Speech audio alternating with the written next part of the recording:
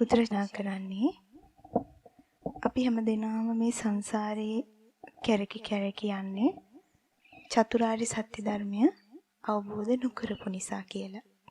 මොකක් නිසාද සංසාරේ යන්නේ? චතුරාර්ය සත්‍ය ධර්මය අවබෝධ නොකරපු නිසා. ඒ කියන්නේ දුක අවබෝධ නොකරපු නිසා. අපි හැමදෙනාම දුකක් විඳිනවද නැද්ද? අපි හැමදෙනාම දුකක් විඳිනවා. නමුත් දුක අපේ ජීවිතේට එනකොට අපි ඒක ඇත්තටම අවබෝධ කරන දෙයක් විදිහටද අපේ ජීවිතේට ගලපගෙන තියෙන්නේ නැත්නම් අඬන්න හේතුවක්, වැළපෙන්න හේතුවක් දුකක් එනකොටනේ. නැත්නම් කෙනෙක්ව මරලා දාන්න හේතුවක්, වෛර කරන්න හේතුවක්, නැත්නම් තවත් කෙනෙකුගේ දේපල විනාශ කරන්න හේතුවක් විදිහට තමයි අපි මේ දුක අපේ ජීවිතේට අරගෙන තියෙන්නේ. අපි හිතමුකෝ ඔන්න ආදරය කරන තරුණ දුවෙකුයි පුතෙකුයි ඉන්නවා. අපි දැන් ආදරය කරන්න පටන් ගත්ත දවසේම කෙනෙක්ගේ ජීවිතේට රිංගලා බලලා ආදරය කරන්න පටන් ගන්නෙ නෑනේ නේද? එතකොට නමුත් ටික දවසක් යනකොට තේරෙනවා ගැළපීම් රහිතයි කියලා. එහෙම වෙන්න පුළුවන් නේද? සමහර වෙලාවට පිරිමි කෙනා අසත්පුරුෂයෙක්. සත්පුරුෂ බවට ගන්න උත්සාහ කරාට ගන්න පුළුවන් කෙනෙක් නෙවෙයි. එතකොට මොකද කරන්නේ? අතහරින්න වෙනවනේ නේද? අතහරින්න වෙනවා. එතකොට දැන් ඒක අතහරින කෙනාට දුක දෙන්නටම දුකක්. මේක අවබෝධ කරගන්න විදිහටද තමන්ගේ ජීවිතයට ගලපගන්නේ? ඒ දෙන්න නෑ. එක්කෝ මරලා දාන්න හිතන විදිහට. එක්කෝ ඒ ගෑන් ළමයාගේ චරිතය සම්පූර්ණයෙන්ම විනාශ කරන විදිහට. මේ විදිහට තමයි දුක ජීවිතේට ගලපගන්නේ. දැන් ගෑනු ළමයා නම් අඬන්න හේතුවක් වෙන විදිහට. පින්නතුනි සසරේ අපි හැමදෙනාම දුක දැක්කේ මෙන්න මේ විදිහට. අඬන්න, වැළපෙන්න, නැත්තම් සතුටු වෙන්න, නැත්තම් තව කෙනෙක්ගේ දෙයක් විනාශ කරන්න. මේ විදිහේ දෙයක් විදිහට තමයි අපි සසරේ දුක දැක්කේ. ඒ නිසාම අපිට දුක අවබෝධ කරගන්න අවස්ථාව ගිලිහිලා ගියා. අනික දුක අවබෝධ කරගන්න ලෝකයට පහළ වෙන්න ඕන කවුද? සම්මා සම්බුදුරජාණන් වහන්සේ නම.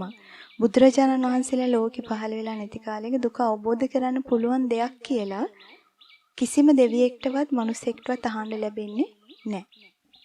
ඉතින් පින්වතුනි අපි හැමදෙනාම මේ පිහිටලා ඉන්නේ දුක මත. ඒ කියන්නේ අපි භාග්‍යතුන් වහන්සේ දුක්ඛාරිය සත්‍ය විස්තර කරනවානේ. ඉපදීම දුකක් කියනවා. ඒක අපි දන්නවනේ නේද? අද අපි හැමදෙනාම මේ හැම දුකකටම මුහුණ දෙන්නේ මොකක් නිසාද? ඒක අපි ලැබුවේ මොකක් නිසාද? ඉපදුන නිසා. ඉපදීමක් නැත්තම් මේ දුක් අපිට ලැබෙනවද? ලැබෙන්නේ නැහැ. එතකොට ඉපදීම දුකක්. ලෙඩවීම දුකක්. ඒවා විස්තර කරන්න දෙයක් නැහැ. ලෙඩ වුණාම අපි හැමදෙනාම දන්නවා කොච්චර මානසිකව අපි පීඩාවටපත් වෙනවද කියලා. ජරාවටපත් වෙන එක දුකක්. තරුණ වයසේ ඉන්න දුවෙක් කැමති නැහැ එයාගේ ලස්සන කොණ්ඩේ ගැලවිලා යනවට. එයා කැමති නැහැ එයාගේ ලස්සනට තියෙන හැම රැලි වැටෙනවට. නමුත් ඒක වෙනවා. ජරාවටපත් වීම දුකක්. මරණයටපත් වෙනවා අපි හැමදෙනාම. ඒකත් දුකක්. අපිට කැමති දේවල් තියෙනවා. ඒ කියන්නේ අපි කැමති අපේ තරුණකම හැමදාම තියෙනවට. නමුත් තියෙන්නේ නැහැ. කැමති දේ නොලැබී යනවා. කැමැත්ත තියෙද්දිම නොලැබී යනවා. අපි කැමති අපිට හැමදාම ලස්සන කටහඬක් තියෙනවනේ. හොඳට කාලා බීලා සතුටින් ඉන්න පුළුවන් නම් අපි කැමති. නමුත් කැමැත්ත තියෙද්දිම අපි කැමති දේවල් අහිමි වෙලා යනවා. අපේ දේවල් එක්ක තමයි අපි එකතු වෙන්නේ. අපි කවුරුත් කැමති නෑ අපේ දත් ටික හැලිලා යනවට. නමුත් ඒ ටික වෙන්නේ නැද්ද? අකමැති වුණත් අපිට ඒවත් එක්ක එකතු වෙන්න සිද්ධ වෙනවා. අපි කැමති නැහැ අපි කොන්ද කුදු වෙනවට. නමුත් අකමැති වුණත් අපිට ඒ දේවල් උරුම වෙනවා. අකමැති දේවල් ලැබෙනවා. ඒකත් දුක. කායික දුක් ඇති වෙනවා, මානසික දුක් ඇති වෙනවා. මේ හැමදේම දුක්ඛ ආර්ය සත්‍යයේදී භාග්‍යතුන් වහන්සේ දේශනා කරන්නේ කුමක් පිණිසද? අවබෝධ කිරීම පිණිස. දුක අපේ ජීවිතයට ගලාගෙන එනකොට අපිට එකකින් හැංගිලා බේරෙන්න පුළුවන් තැනක් නැහැ. අසනීපයකට බෙහෙත් ගත්තා කියලා බෙහෙත නිසා අපේ අසනීපේ සුව වෙයි.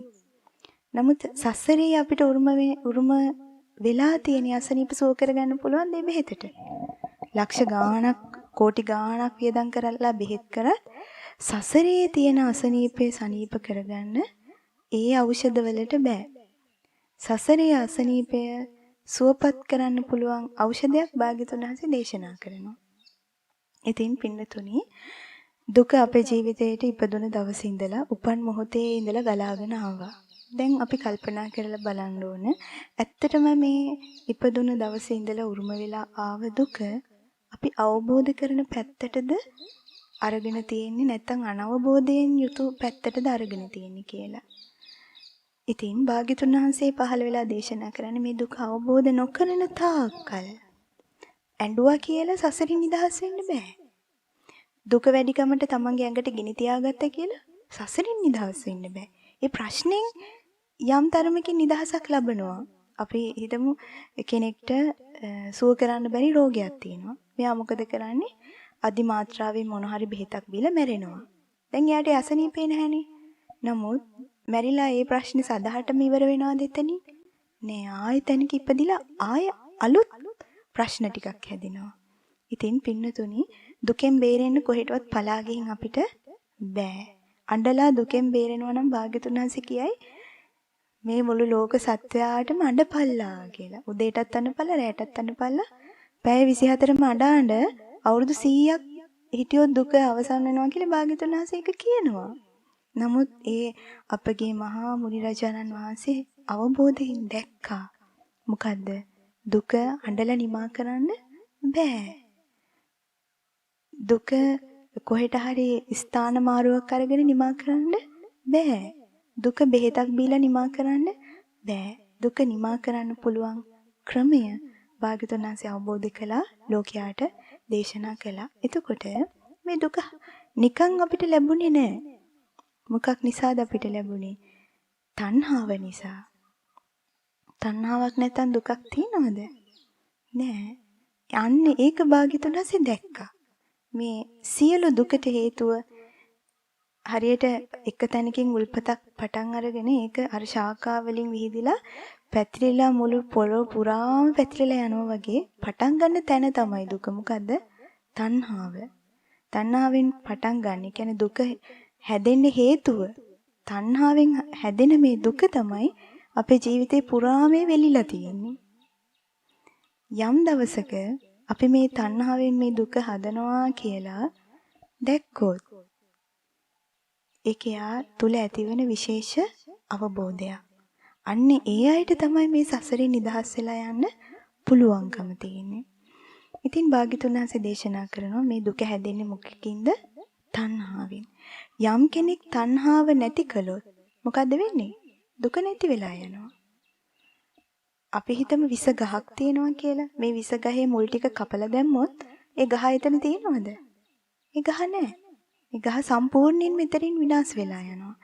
අන්න ඒ වගේ තමයි තණ්හාව කියන මේ මූල පද්ධතිය විනාශ කරලා දැම්මොත් අපි අර හටගන්න දුක කියන මේ ගහ සම්පූර්ණයෙන්ම වෙනසිලා යනවා. භාග්‍යවතුන් වහන්සේ දේශනා කරනවා මේ දුක අවබෝධ කිරීම පිණිස තණ්හාව නැති කිරීම පිණිස වඩන්න ඕන මාර්ගය. ඒ තමයි ආර්ය අෂ්ටාංගික මාර්ගය. අපි මං හිතන්නේ 6 වසරේ ඉඳලම ඉගෙන ගන්නවා ආර්ය අෂ්ටාංගික මාර්ගය ගැන බුද්ධ ධර්මයේට. සම්මා දිට්ඨි, සම්මා සංකප්ප කිය ඉගෙන ගන්නවා. ඒත් අපිට හිතිලා තියෙනවද මේ අපි ඉපදුන දවසේ ඉඳලා ඒව විතරක් නෙවෙයි පේන්නේ නැති ගමනක සංසාරේ කල්ප කාලාන්තරයක් පේන්නේ නැති තාක් දුර අපි මේ ඉපිද මෙරි තිරිසන් ලෝකෙට ගිහිල්ලා പ്രേත ලෝකෙට ගිහිල්ලා සෙම්සොටු කකා ඉඳලා නිරේට ගිහිල්ලා ගිනි දැල් වල පිච්චි ඉඳලා මේ ආපු ගමනේ නිමාවටපත් වෙන මාර්ගය තමයි මේ කියලා අපි අහලා තිබුණේ නෑ. නිකන් වචන ටිකක් විදිහට අපි ඉගෙන ගත්තා. නමුත් පින්නතුනි වචන ටිකක් විදිහට ඉගෙන ගත්ත සුන්දර දේ තමයි අපේ මේ සියලු ප්‍රශ්න වලට විසඳුම හදලා තියෙන ඖෂධය. ඒ ඖෂධය සම්මා සම්බුදුරජාණන් වහන්සේ නමකට හැර මේ ලෝකේ කිසිම කෙනෙක්ට මේ මිනිසුන්ටවත් දෙවියන්ටවත් කියලා දෙන්න බෑ. ඉතින් පින්නතුනි බුදුරජාණන් වහන්සේ දේශනා කරන්නේ මේ දුකෙන් නිදහසලා යන්න පුළුවන් මාවත ආර්ය අෂ්ටාංගික මාර්ගය. යම් කෙනෙක් මේ ආර්ය අෂ්ටාංගික මාර්ගයේ වැඩුවොත් ඒකාන්ත වශයෙන් මෙයා මේ දුකෙන් නිදහස් වෙලා යනවා. ඉතින් පින්නතුනි බුදුරජාණන් වහන්සේ ලෝකෙට පහළ වෙලා දේශනා කරනවා සංසාරේ අපි ආපු ගමනේ කතාව. අපි යන ගමනේ කතාව දේශනා කරනවා. එතකොට අපි මේ විඳින දුක් ගැන දේශනා කරනවා. එතනින් ඒක භාග්‍යතුන් වහන්සේ කතාව නවත්තනවා නම්, දේශනාව නවත්තනවා නම් ඒක අසම්පූර්ණයි. දුක ගැන ඉගෙන ගත්තට වැඩක් නැහෙනේ. දුකේ නිදහසලා යන්න බැරි නම්. ඉතින් භාග්‍යතුන් වහන්සේ ඒ 45 වසක් පුරාවට ලෝකයට අසම්පූර්ණ දෙයක් දේශනා කරේ නැහැ. සියලු ආකාරයෙන් සම්පූර්ණ වූ ධර්මයක් තමයි දේශනා